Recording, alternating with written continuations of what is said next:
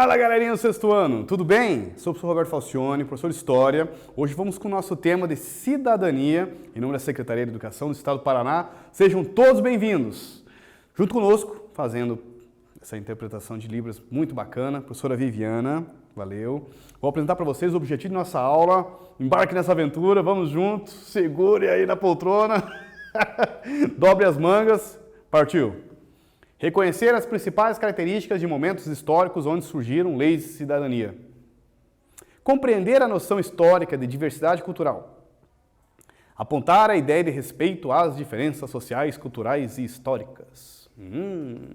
E aí? Nosso tema, cidadania, diversidade cultural, nossa, respeito às diferenças sociais, culturais e históricas. Professor, explica tudo isso. Pode deixar. Vamos ver. Código Hammurabi, Declaração dos Direitos do Homem e do Cidadão, Declaração Universal dos Direitos Humanos. A proposta da aula, a ideia da aula, nós então pegarmos momentos históricos sobre a noção de cidadania. Quando que nós passamos a participar de decisões sociais de forma coletiva? Vamos usar o termo política? Pode ser. Ou, melhor, a partir de que momento leis, as primeiras leis da antiguidade, da história da antiguidade, passam a ver o indivíduo, né, em sua limitação de direitos e deveres dentro do conceito de cidadania. Cidadão, né, incorporado dentro de uma sociedade, dentro de uma história, dentro de uma cultura. Esse é nosso tema. Se vocês entenderem essa essência que eu quis dizer, vocês mataram a charada da nossa aula. Vamos lá? Sempre fazemos uma problemática. Eu vou trazer para vocês uma imagem para vocês me ajudarem a analisá-la. Vocês agora são historiadores ativos da nossa aula. Partiu? Você saberia dizer a que se refere essa imagem? Não sei, professor. População na rua. Tem uns artesanatos ali, ó. São vendedores de artesanato, professor. Muito bom. E quem são elas? Conseguem identificá-las? Não são povos indígenas, professor? Ficam vendendo os artesanatos na rua? Olha o tio tomando refri ali, ó. Bom. E aí? Que relação poderíamos estabelecer entre as duas imagens? Entre as três imagens, tem duas aqui. Nós temos dois líderes que representam as populações indígenas atuando na sociedade e na política. Né? No caso, a indígena e o indígena. Observe até atrás do indígena onde que ele está. Pelo jeito, é um líder muito importante. Consegue identificar que construção é aquela, atrás dele? Professor, não é a Torre Eiffel, professor.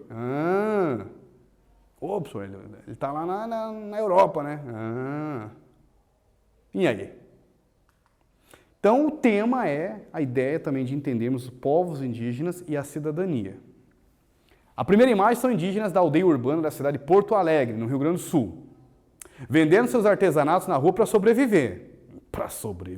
Já no outro slide, temos dois líderes indígenas, deputado de Roraima, Joênia Wapichana, e o outro, eleito em 2018, representando o povo indígena na política, e o outro é um líder indígena chamado Raoni. Já está com uma idade assim bem já avançada, mas foi um líder desde a década de 70, inclusive alguns cantores, né, já participaram de algumas lutas e manifestações de luta a favor tanto da natureza, que é a sua luta de militância, como também a favor dos povos indígenas do Brasil. Povos indígenas e cidadania. Mas por que os povos indígenas precisam de líderes que defendam sua cidadania? Ela não é respeitada? Essa é a questão da nossa aula. Por que os povos indígenas precisam dessa representação na política, líderes sociais, para defender a sua cidadania? Por quê? Por acaso ela não é respeitada? E essa é a pergunta que eu trago para vocês. O direito à cidadania passou por um longo processo histórico ao longo do tempo e da história da humanidade.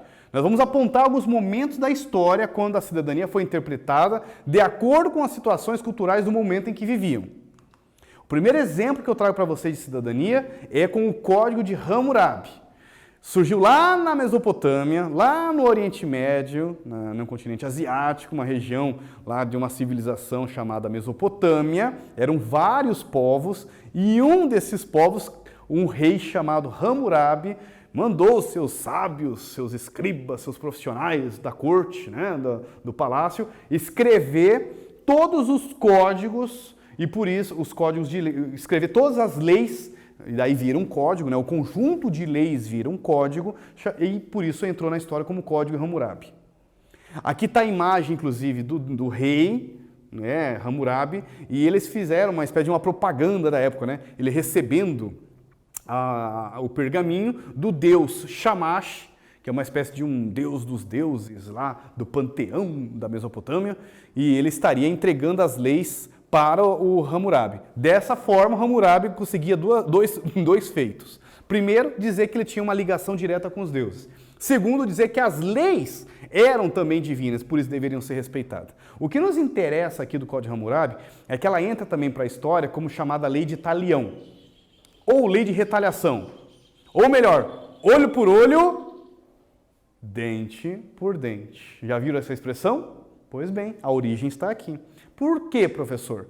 Porque era uma lei extremamente punitiva, que tentava aplicar um tipo de punição aos transgredores, os que transgrediam as regras, né? Vamos dizer assim, um crime ou uma situação que foi cometida que estava prevista no código, de maneira de igual para igual. Por isso a expressão, até porque tinha um artigo, né? Uma das leis era, se alguém furou o teu olho sem justificativa, você vai poder pedir para o rei para que você também possa acertar o olho do outro lá na mesma proporção. Se alguém partiu os seus dentes e tal, você pode ter a justiça, pedir a justiça para também partir os dentes do cara que fez isso com você. Por isso a origem da expressão olho por olho. Mas a ideia é uma simbologia também, mas representa a ideia da punição em próprio grau. Então a cidadania aqui, ela é vista da seguinte maneira: todos devem pagar com a mesma moeda do que infringiu, do que transgrediu. Por isso a origem da palavra lei de talião ou lei de retaliação, né? A ideia é que não seja uma vingança desmedida, né? Tem que matar, tem que pagar com a própria vida. Não, a ideia é que seja proporcional às ofensas cometidas pelo criminoso. No entanto, se nós pegarmos outros artigos da lei, tem umas bem violentas, do tipo, o pedreiro construiu a casa caiu, o pedreiro terá que morrer. Pensa, não era fácil ser pedreiro na Mesopotâmia, não lá na região do Hammurabi. Se um filho desobedecer o pai, suas mãos serão cortadas. Gente do céu, você já pensou? É um absurdo. Então, o que acontece? Em geral, a lei ela era extremamente na mesma moeda, né? A ideia de uma proporção de punição. No entanto, dentro do código tinha umas situações mais exageradas, sim. No entanto, o código não previa defesa e justiça aos escravizados. E isso é que nos traz aqui essa aula. O que ela é importante para nós? Que a ideia de cidadania era aplicada ao que é considerado cidadãos mesopotâmicos, quem está dentro do circuito de sociedade para eles na Mesopotâmia. Seja camponês, seja um soldado, seja um nobre da corte de Hammurabi, seja a família, eles são considerados mesopotâmicos. Mas na antiguidade, os mesopotâmicos já eram extremamente escravagistas. Escravizavam, inclusive, prisioneiros de guerra, né? Estrangeiros prisioneiros de guerra. A eles não se aplica a lei, eles não têm nenhum direito de justiça. Não pode um escravizado bater lá na porta do Hammurabi e pedir justiça, porque o cara acertou o olho dele. Não, você não tem direito. Ideia de cidadania. É isso a nossa explicação da aula de hoje. Na Roma, os romanos, por serem povos conquistadores, principalmente durante o período da República, estabeleceram níveis de cidadania, outra experiência. É uma outra civilização, né? Chegaram a dominar toda a Europa praticamente, só não foram para o norte porque tinha uns povos ali que eram fortes para a briga também, mas chegaram a dominar todo o norte da África, com o tempo dominaram também os mesopotâmicos, e por causa dessa extensão de império gigante, né, depois, principalmente no século I depois de Cristo, foi criado uma espécie de níveis de cidadania. Olha, você é um povo germânico do norte da Europa. Vocês podem até entrar no exército. É um nível de cidadania. Ah, você é um povo, sabe Deus, querusco ou gaulês. Pode ter uma votação aqui na província. Eles estabeleciam níveis, mas quem poderia realmente participar da política, quem realmente participava das decisões do centro romano, somente os romanos. A própria palavra justiça é de origem romana, pois vem da palavra latina jus, direito. Os juristas romanos criaram leis que serviram de base para vários códigos, inclusive aqui na América Latina. O direito romano é um dos inspiradores do Código Brasileiro, inclusive, o Código Penal Brasileiro. Ninguém sofrerá penalidade pelo que pensa. Olha que interessante a ideia de cidadania aqui, sobre a ideia de liberdade de expressão, dizendo que ninguém vai pagar a penalidade. Ah, você pensa diferente, vai ter que pagar com a vida. Não, aqui está dizendo que não. Nada que não se permita ao acusado deve ser permitido ao acusador. Surgiu a noção que você vai ter que provar. Todos são, né, no caso, inocentes, desde que você prove ao contrário. A famosa frase da justiça está aqui a origem. 3. O encargo da prova fica com aquele que acusa e não com o acusado. Quem acusou vai ter que provar que o outro realmente é criminoso, senão é a ideia já de uma origem de justiça, direito romano. De acordo com o Código de Hammurabi, agora lá na civilização mesopotâmica, os escravizados tinham direito à justiça? Expliquei bem certinho isso daí. Capricha aí. Daqui a pouco nós voltamos.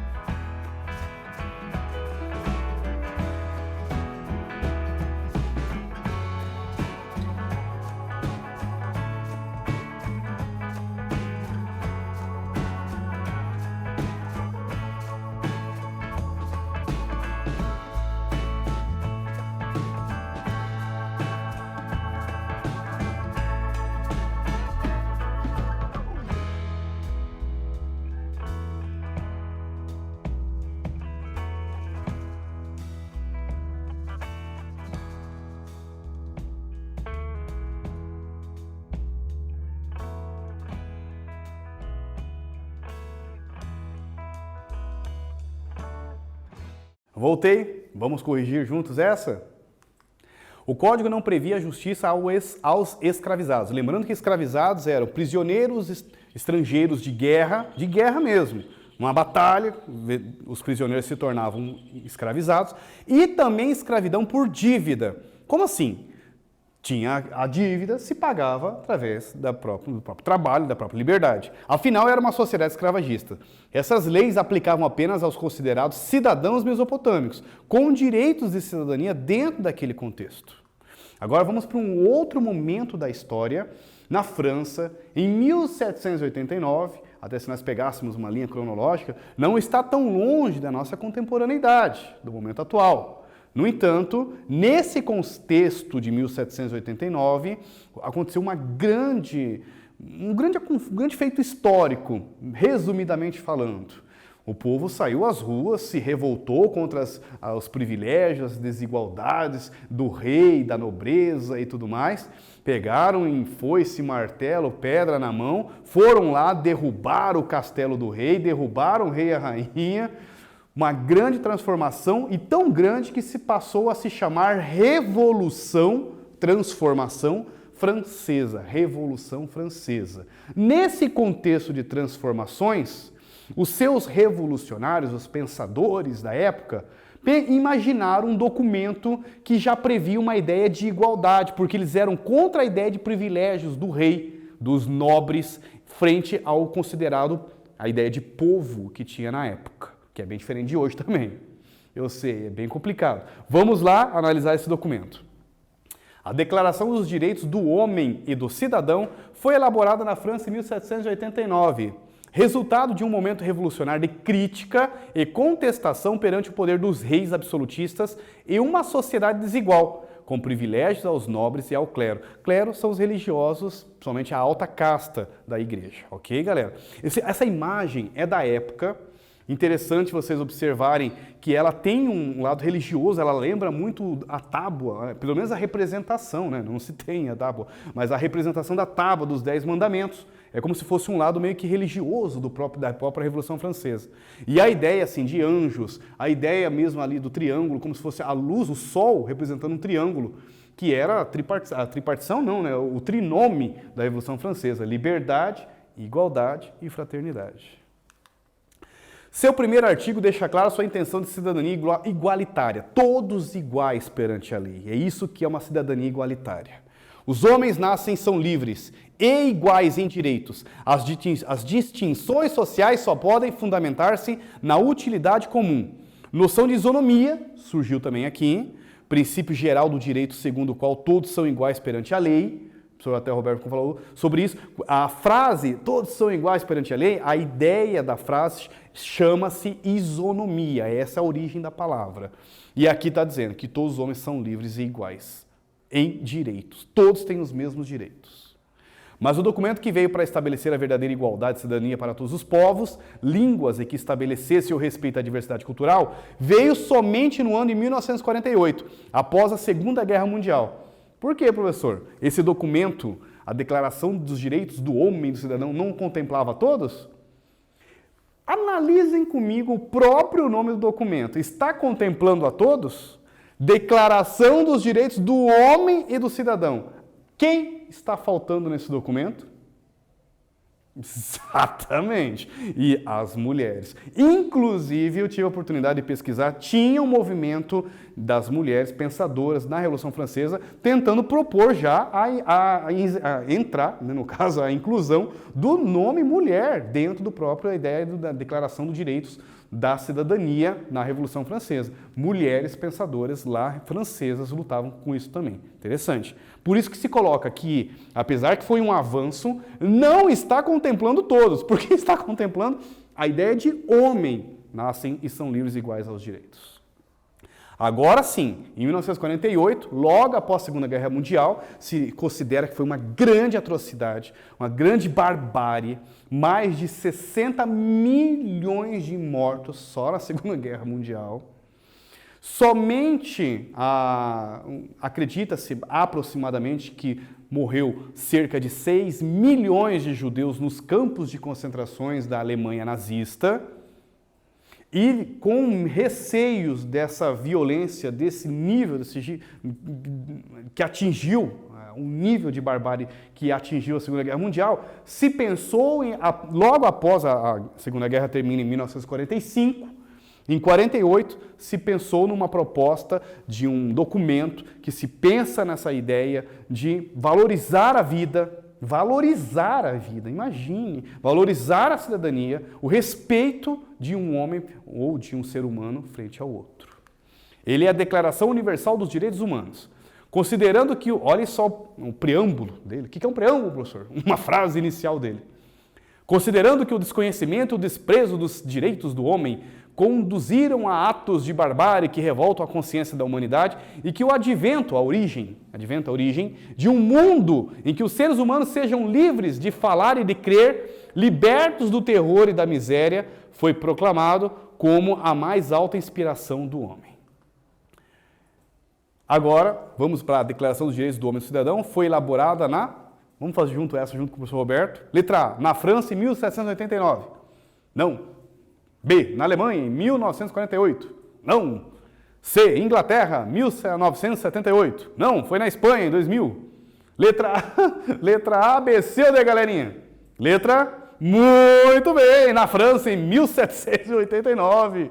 Fechamos, então. É um tema geral, com uma aula que tem o seu tempo, limitado, e que nós propusemos, junto com os técnicos de história, o professor Roberto, em pensar uma proposta de recortes de momentos históricos da história da humanidade, que não contempla todos, e não contempla todos os temas de cidadania. Agora fica junto com os professores, vocês que têm acesso, quem tem condições, quem tem oportunidade, pesquisem na internet outros exemplos de cidadania, com outros povos. O que eles entendiam a noção de direitos e deveres das pessoas da época? Ficou bacana essa dica, professor Roberto, aí? Atividade, lição de casa. Gostaram? Código Hammurabi, Declaração dos Direitos Humanos e Cidadão e Declaração Universal dos Direitos Humanos. Só! Não tem outra palavra. Que não seja só agradecimentos a todos vocês. Aquele abração, professor Roberto. Foco nos estudos, galerinha. Força, fé no coração. Até a próxima. Valeu!